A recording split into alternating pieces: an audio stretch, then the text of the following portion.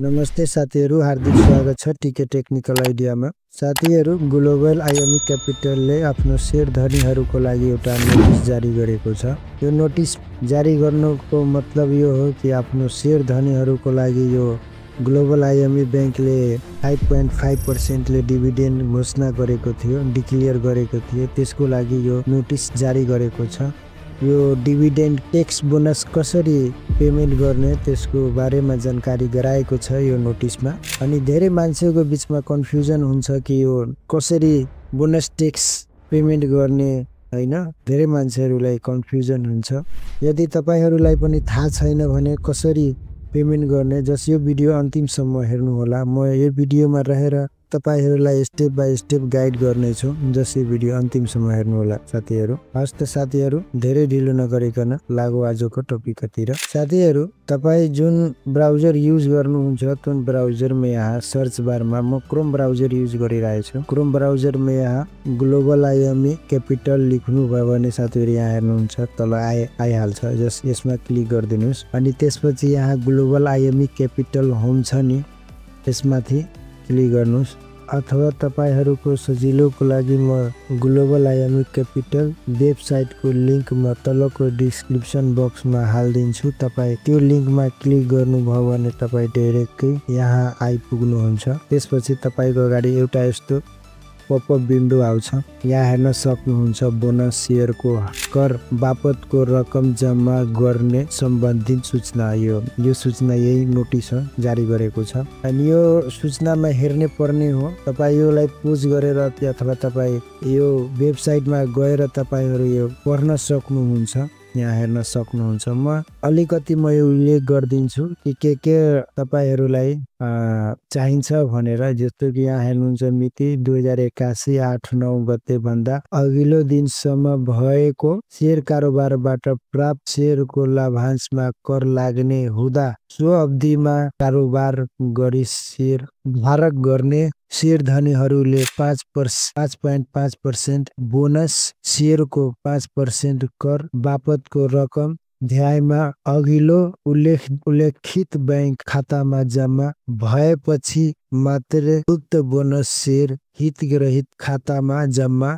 गरिने सबै जानकारीको लागि अनुरोध गर्दैछौ। साथै बोनस कर तिर्नु पर्ने शेयर धनी महानु अनि त्यसपछि साथीहरु यहाँ हेर्न सक्नुहुन्छ महानुभावहरूले कर बापतको रकम तल उल्लेखित बैंक खातामा रकम जम्मा गरी bank voucher share register global IME capital लिमिटेडको इमेल info@gicl.com.nb मार्फत पनि पठाउन सकिने बेहोरा समेत जानकारी गराउँदछौ। तपाईहरुलाई जब यो रकमलाई पठाउनु हुन्छ नि, भाउचर आउँछ नि, त्यो भाउचरलाई आफ्नो स्क्रिनशट लिएर तपाई राख्नुस्। यो भिडियो अन्तिमसम्म हेर्नु होला। म तपाईहरुलाई स्टेप बाइ स्टेप गाइड गर्ने छु है। अनि तपाईहरु यो बैंक खाता छ नि 00 अनि 7530524027 यसमा पनि तपाईहरु डाइरेक्ट यो अकाउन्टमा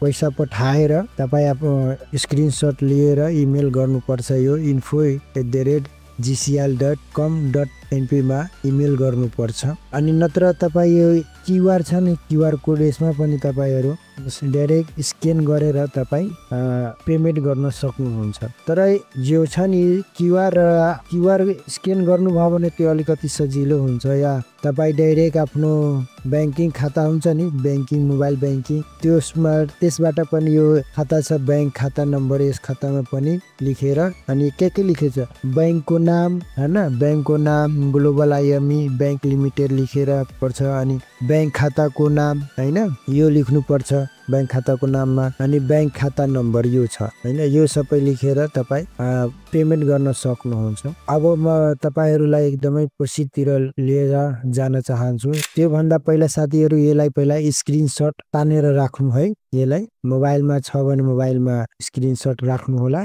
या तपाई ल्यापटप युज गर्नुहुन्छ भने तपाई यसको सर्टकट विन्डो प्लस शिफ्ट अनि यस टिप्नु भयो भने एकै साथमा तपाईको अगाडि यस्ता स्क्रिनशट लिने अप्सन आउँछ है। अनि त्यसपछि यसलाई कट गरिदिनुस् हैन।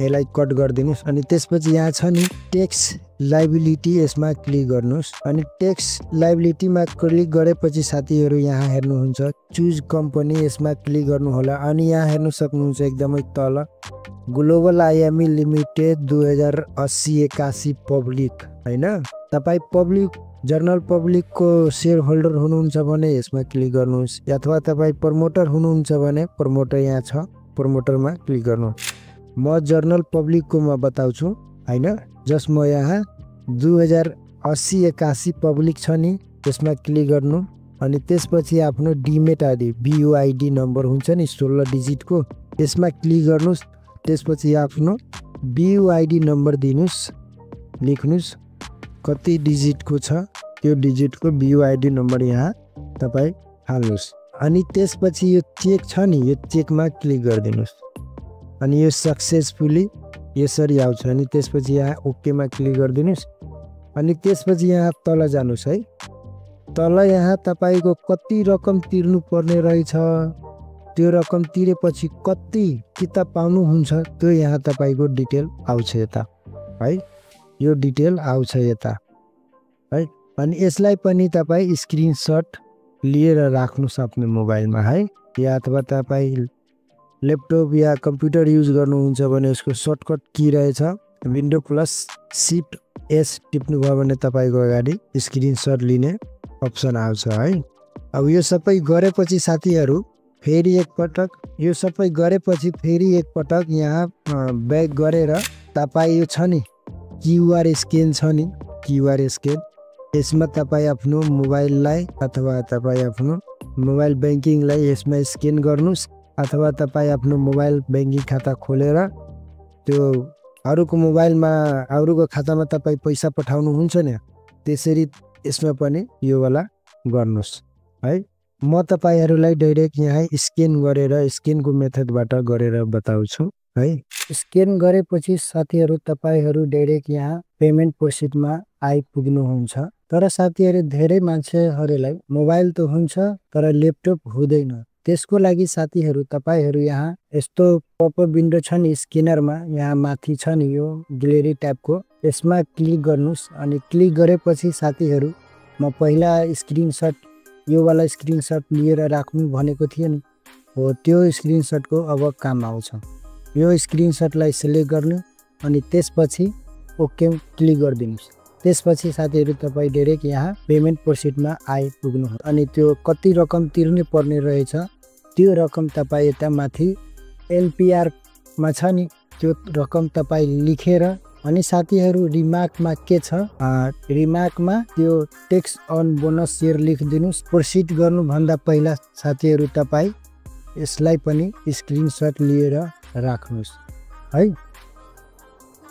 अनि स्क्रिनशट यसलाई राखेपछि साथीहरु तपाई प्रोसिडमा क्लिक गरिदिनुस् अनि क्लिक गरेपछि साथीहरु यो सक्सेस छ नि सक्सेसफुल देखाएको छ यसको पनि एउटा स्क्रिनशट राख्नुस् है स्क्रिनशट लिएर अनि त्यसपछि साथीहरु यो छ नि पीडीएफ मा पनि एउटा डाउनलोड गर्नुस् है यो वाला क्लिक गर्नुहुन्छ नि यहाँ पीडीएफ को जो आइकन छ यसमा क्लिक गर्नु भयो भने साथीहरु यस्तो पीडीएफ डाउनलोड भइहाल्छ अब साथीहरु यताको हामीहरुको सबै काम सक्यो अब हामी यसलाई इमेलमा इमेल गर्ने हो इमेलमा गर्नुको लागि साथीहरु तपाई आफ्नो कुन इमेलबाट इमेल गर्न चाहनुहुन्छ त्यो इमेल खोल्नुस् जीमेल अनि जीमेल खोलेपछि साथीहरु यहाँ यो छ नि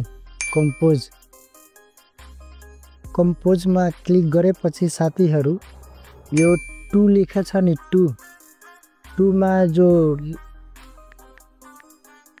इमेल मा इमेल गर्ने हो जो स्क्रिनशट लिएर राख्नु भनेको थियो नि म तपाईहरुलाई त्यो इमेलमा कुन इमेल आईडी दिएको थियो जीमेल info@gcil.com.mp यहाँ लेख्नुस् है अनि लेखेपछि साथीहरु हुन सक्ला यो 2 छ नि तल माथि हुन सक्ला तपाईहरुको मेरो केसमा माथि छ तपाईको हुन सक्छ तल हुन्छ अनि लेखेपछि साथीहरु यहाँ सब्जेक्ट छ नि सब्जेक्टमा त्यो टेक्स्ट छ नि टेक्स्ट लेखेको थियो नि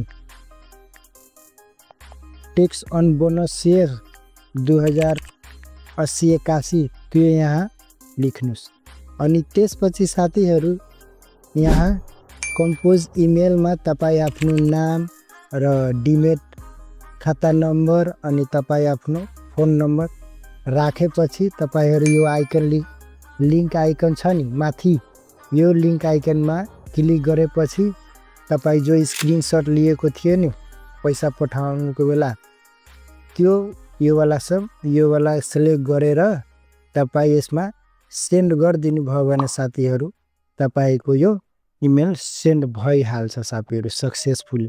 अनि तपाईको 1-2 दिन भित्र तपाईको मोबाइलमा मेसेज आउँछ अथवा यो पैसा कटेको छ नि कट्छ नि त्यो मेसेज आउँछ। यसरी लेखिदिनु भयो भने यो सबै आइहाल्छ साथीहरू। अनि साथीहरू आजको लागि यो भिडियो यति नै। साथीहरू यो भिडियोलाई अरू मान्छेहरूलाई सेयर गर्नु होला किनकि अरू मान्छेलाई पनि थाहा हुँदैन कि कसरी पेमेन्ट गर्ने हैन। अनि अरू मान्छेलाई सहयोग होस् भनेर यो तपाईँ सेयर गरिदिनु होला। अनि साथीहरू ज्यादा यो च्यानललाई अहिलेसम्म सब्स्क्राइब गर्नु भएको छैन भने साथीहरू यो च्यानललाई सब्स्क्राइब गर्नु होला र सँगै रहेको बेल आइकनलाई हिट गरेर आफूमा प्रेस गरिदिनु होला किनकि म तपाईहरूको लागि यस्ता खालको नयाँ भिडियोहरू ल्याएर राख्छु।